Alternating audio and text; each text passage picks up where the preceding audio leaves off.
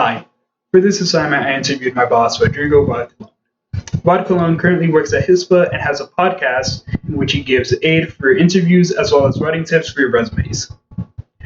In my interview with Rod, he really went over the process, specifically the interview part of, an interview, the job process, specifically over the questions they may ask.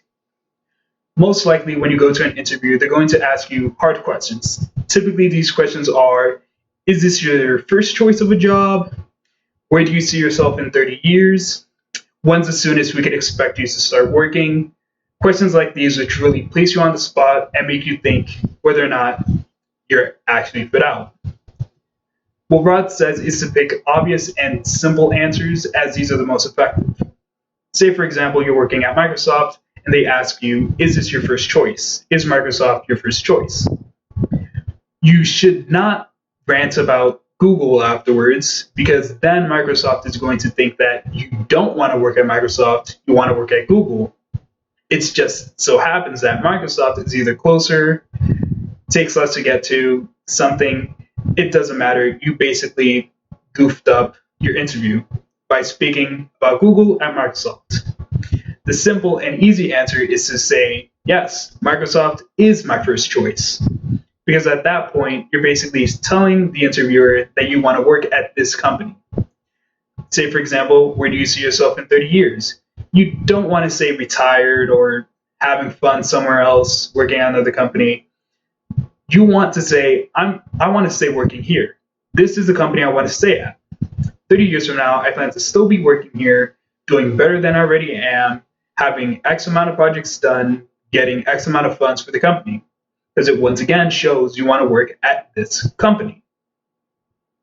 Another thing he talks about is strange questions.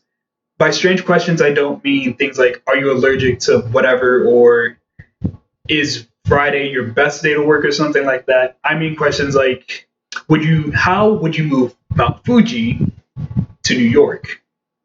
At first, this question makes no sense. Why would Microsoft be asking how to move a mountain to New York half the planet away?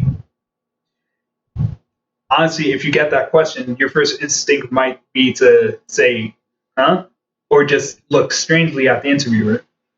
What Rod says is that this question is rather, instead of being just some left field question, it's rather asking you about your skills as well as judgment management and how well you could handle when things just arise. Mount Fuji to New York doesn't make any sense, but if you look at it logically, say you actually are moving Mount Fuji to New York, then you want to know, what's the deadline? What's the budget? Are you moving the entire mountain or part of the mountain?